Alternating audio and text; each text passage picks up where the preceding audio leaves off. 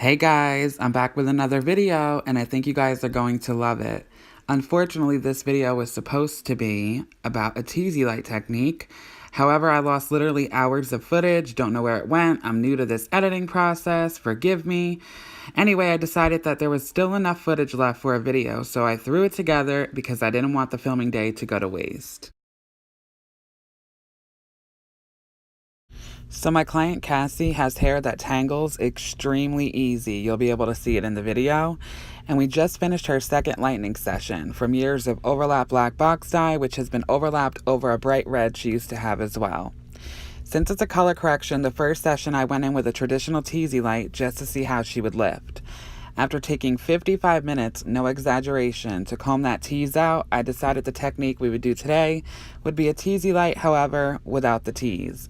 I know it sounds confusing, but I have a video of each coming soon so you guys can see what I do and what I'm talking about. I wanted to focus on a crucial part of a client's process with me every single time, and that is the toning process. I always tone my clients' roots different than their ends, and tap or smudge 99% of my clients, even if they aren't blonde. Every time I will wash them out with a clarifying shampoo to make sure to get all of the lightener residue and mineral buildup out of the hair. However, with Cassie, we did a root retouch before we began the Teasy lights because she's a natural level 8 and her hair doesn't take color well. So when I last time did it in a root tap at the end, the color washed right out. So we use Shades EQ 1B. If I have a client who had a root touch-up, a paint between, or a low light, I will use my regular Olaplex No. 4 shampoo because the Kenra clarifying shampoo will absolutely take the color right out of the hair. After I washed Cassie with Olaplex No. 4 shampoo, I then applied Olaplex No. 2 all over her mids and ends, and I always do this because it kills two birds with one stone.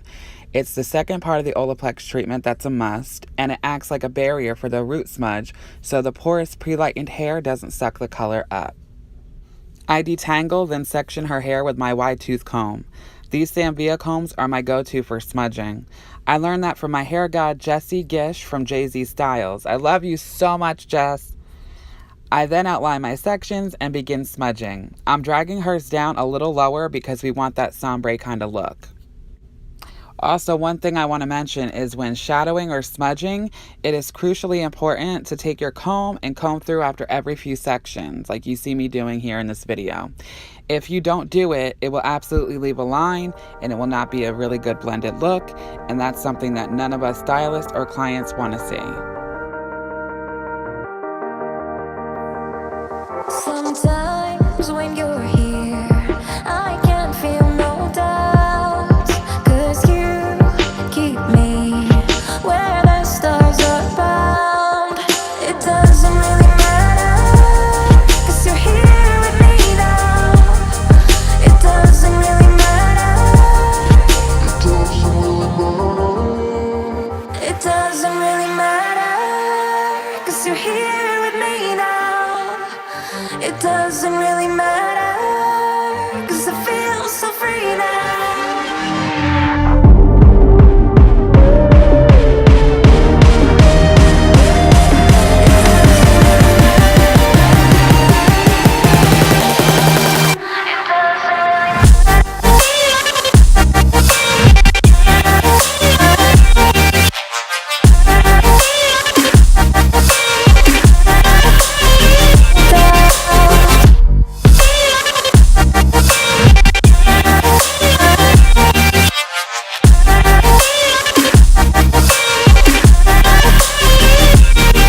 Sometimes I wonder, will we be around to see forever on the silver cloud? Sometimes when you're here, I can't feel no doubt, 'cause you keep me where the stars are bound.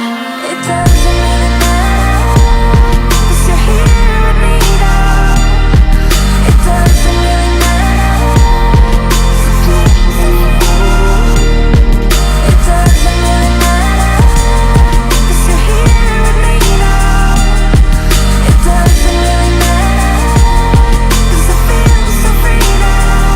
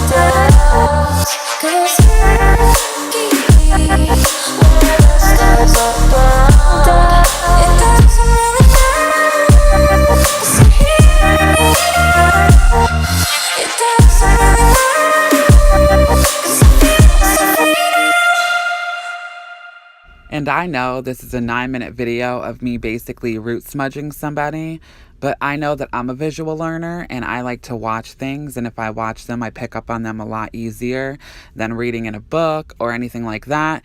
And I know a lot of other stylists who are the same way. We're all visual. So I figured it can't hurt to let you guys see some extra clips in here since I lost the original footage.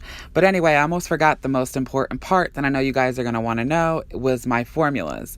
First of all, I want to say I used my Holy Grail Lightener Schwarzkopf Blonde Me with 20 volume, and I did use a 16th ounce of Olaplex. Now, I know a lot of you are going to ask me why, because Blonde Me automatically has a bond connector built in, but to me, extra protection never hurts. So I did go with the 16th ounce of Olaplex as well. 2 bond connectors are better than 0. Or 1 in that case. And my root smudge, I use 3N and 4NA with a splash, I mean literally a pebble of 1B in shade DQ. And then my all over toner was 7N, 7T, 7P, 6WG, and a splash of 6G. I added some cools, some warms, a neutral, and the worst thing in my experience is when you do all ash, when you have a lot of warmth and you're trying to combat it, and then you have pieces that go silverish looking, and then you have some pieces that look orangey. So my best solution to that is always adding a neutral and a couple of warms. So I mix both ash, warm, neutral in there as well, and the color just came out beautiful. You guys are gonna love it.